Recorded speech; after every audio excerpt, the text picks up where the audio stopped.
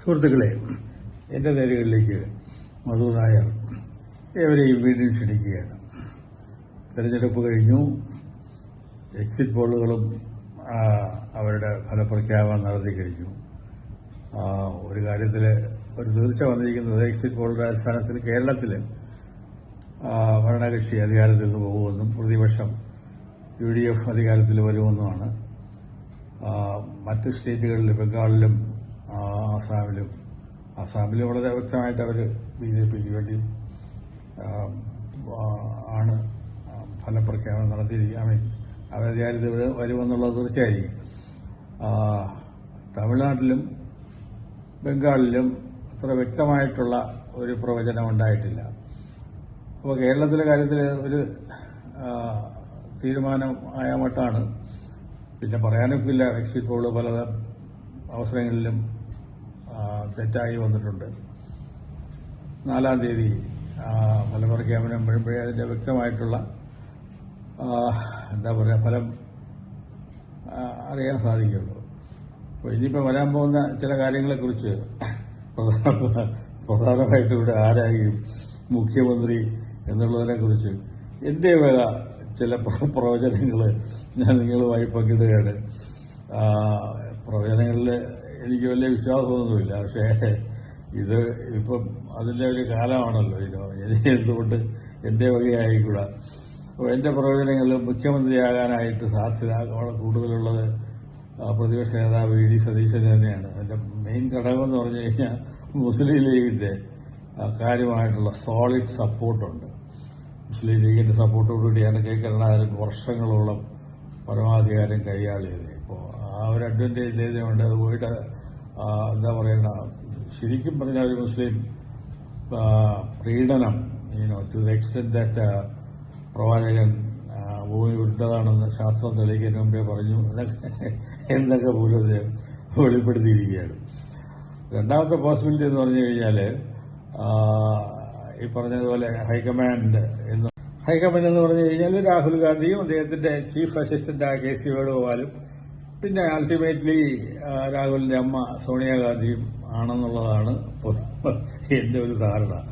അപ്പോൾ അവരുടെ ഇംഗിതം പലപ്പോഴും പ്രാധാന്യം അർഹിക്കുന്നത് മാത്രമല്ല, ഫൈനൽ ഡിസിഷൻ അതായിരിക്കും. അങ്ങനെ പലയിടത്തും ഉണ്ടായി. അങ്ങനെയാണ് കാംഗ്രസിന്റെ ആഫീസ് കൂട്ടിയ ചരിത്രമുള്ളത്. പഞ്ചാബിലെ ക്യാപ്റ്റനെ മാറ്റിയ കാര്യം, പിന്നെ പണ്ട് തുടക്കത്തിൽ തന്നെ അറിയാം, ആഞ്ചയ്യ എന്ന് പറയുന്ന നേതാവിനെ പൊക്കിക്കൊണ്ടുവന്ന് ആന്ധ്രയിലെ ജനഹിതത്തിനെതിരായിട്ട് വന്നിട്ട് ആന്ധ്രയിലെ കോൺഗ്രസിനെ, അതായത് തെലങ്കാനയിൽ ഇപ്പം ഒരു പുനർജീവനം വന്നിട്ടുണ്ട്. പക്ഷേ കോൺഗ്രസിനെ ഇല്ലാതാക്കിയ ചരിത്രം അത് ഒരു പരിധി കഴിയുമ്പോൾ കർണാടകത്തിൽ നടക്കുന്ന അതാണ്.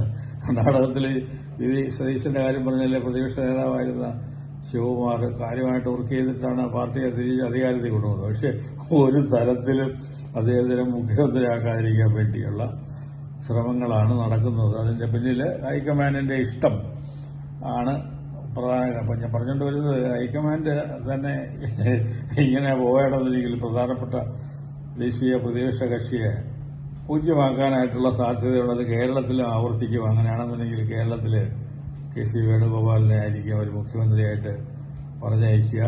അത് ആയിക്കഴിഞ്ഞു കഴിഞ്ഞാൽ ഉള്ള പ്രശ്നമെന്ന് പറഞ്ഞു കഴിഞ്ഞാൽ, ഇപ്പോൾ രമേശ് ചെന്നിത്തല എത്രയോ കാലമായിട്ട് സീനിയർ നേതാവാണ്. കോൺഗ്രസ് വർക്കിംഗ് കമ്മിറ്റി തന്നെ ഒരു കാലത്ത് അംഗമായിരുന്നു. ഇപ്പോൾ ക്ഷണിതാവ് മാത്രമാണെന്ന് തോന്നുന്നു. അദ്ദേഹത്തിന് ഹൈക്കമാൻഡിന് അത്ര വലിയ പ്രിയമുണ്ടെന്ന് തോന്നുന്നില്ല. അപ്പോൾ അദ്ദേഹത്തിനെ മാറ്റി നിർത്തി KC വേണുഗോപാലിന്റെ മന്ത്രിസഭയിലൊരു മന്ത്രിയാകാനായിട്ട് അദ്ദേഹം സമ്മതിക്കുമെന്നുള്ളത് സംശയമാണ്. അതേ പ്രശ്നം തന്നെയാണ് ഇപ്പോൾ VD സതീശൻ മുഖ്യമന്ത്രിയായി കഴിഞ്ഞാൽ വളരെ സീനിയറായ രമേശ് ചെന്നിത്തലയ്ക്ക് മന്ത്രിപദം അതിന് താഴെ എടുക്കാൻ സാധിക്കുമോ? അങ്ങനെയുള്ള ആക്ച്വലി കൺവെൻഷൻസ് ഉണ്ട്. ദേശീയ സ്വാതന്ത്ര്യം കിട്ടിയ ഉടനെ തന്നെ ആക്ച്വലി ഉണ്ടായ മന്ത്രിസഭയിൽ പട്ടേലിനെക്കാളും ഇത്രയും ജൂനിയറായ ജവഹർലാൽ നെഹ്റു പ്രധാനമന്ത്രിയാകുകയും പട്ടേൽ ഡെപ്യൂട്ടി പ്രധാനമന്ത്രിയാകാനായിട്ട് സമ്മതം മൂളുകയും ചെയ്ത ചരിത്രമൊക്കെ ഉണ്ട്. അതുപോലെ ഒരു സംഭവം ഇവിടെ നടന്നു കഴിഞ്ഞാൽ പ്രശ്നമില്ല. പക്ഷേ അതിനപ്പുറമായിട്ട് രമേശ് ചെന്നിത്തലയെ മാറ്റി നിർത്തി ഒരു സംഭവം ഉണ്ടാകുകയാണെന്നുണ്ടെങ്കിൽ ചിലപ്പോൾ അദ്ദേഹത്തിന് ഇനിയുള്ളൊരു ഓപ്ഷൻ എന്ന് പറഞ്ഞു കഴിഞ്ഞാൽ പണ്ട് കോൺഗ്രസ് കേന്ദ്രത്തിൽ അധികാരത്തിലിരുന്ന സമയത്താണെങ്കിൽ ഒരുപാട് ഓപ്ഷൻസ് ഉണ്ട്, ഗവർണറാക്കുക പറ്റുന്നത്. ഇപ്പോൾ അതൊന്നുമില്ല. പക്ഷേ ചിലപ്പോൾ അദ്ദേഹം എന്തുകൊണ്ട് ഈ പറഞ്ഞ പോലെ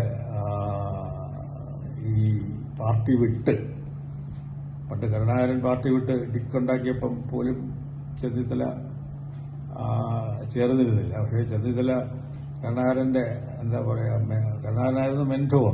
തിരുവനന്തപുരത്ത് വയസ്സാകുമ്പോൾ തന്നെ മന്ത്രിയാക്കിയ കരുണാകരൻ്റെ ഒരു ക്രൂഷ്യൽ സമയത്ത് കരുണാകരനെ സപ്പോർട്ട് ചെയ്തിട്ടില്ല എന്നുള്ളത് ചരിത്രമാണ്. അപ്പം അങ്ങനെ ഒരു വിഘടിത ചിന്തയിലേക്ക് നീങ്ങുകയും അങ്ങനെ ഒന്നുകിൽ BJP ജോയിൻ ചെയ്യുക, അല്ലാന്നുണ്ടെങ്കിൽ BJPക്ക് അനുകൂലമായ ഒരു രാഷ്ട്രീയ സംവിധാനം ഉണ്ടാക്കുക. അങ്ങനെ ഉണ്ടാവുകയാണെന്നുണ്ടെങ്കിൽ കേരളത്തിലെ രാഷ്ട്രീയം കംപ്ലീറ്റ്ലി എന്നേക്കുമായി മാറും.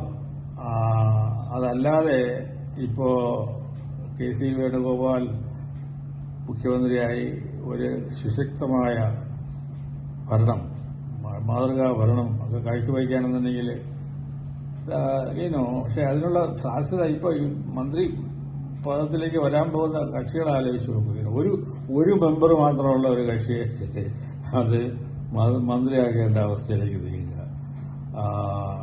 മന്ത്രിപ്പണി എന്ന് പറഞ്ഞു കഴിഞ്ഞാൽ അത്ര എളുപ്പമുള്ള, അത് കാര്യമായിട്ടുള്ള ദീർഘവീക്ഷണവും അതിനുള്ള എക്സ്പെർട്ടീസും ഒക്കെ ഉണ്ടെന്നുണ്ടെന്നുണ്ടെങ്കിൽ ആണ് കേരള സമൂഹത്തിൽ എന്തെങ്കിലുമൊക്കെ രാഷ്ട്രീയ, സാമൂഹ്യ, സാമ്പത്തിക മാറ്റങ്ങൾ ഉണ്ടാവുക.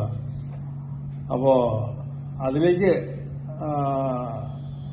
എത്തിയാൽ നന്ന്. പക്ഷേ ഇപ്പം വന്നിരിക്കുന്നത് ഒരു വേവ് ഒന്നുമല്ല, നെക്ക് ആൻഡ് നെക്ക്.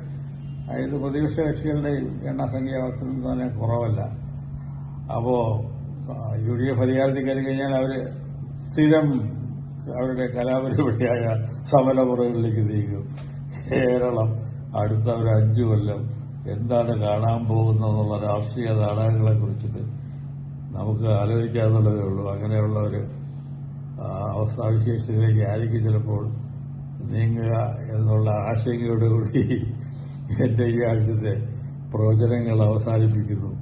നന്ദി, നമസ്കാരം, ജയ് ഹിന്ദ്.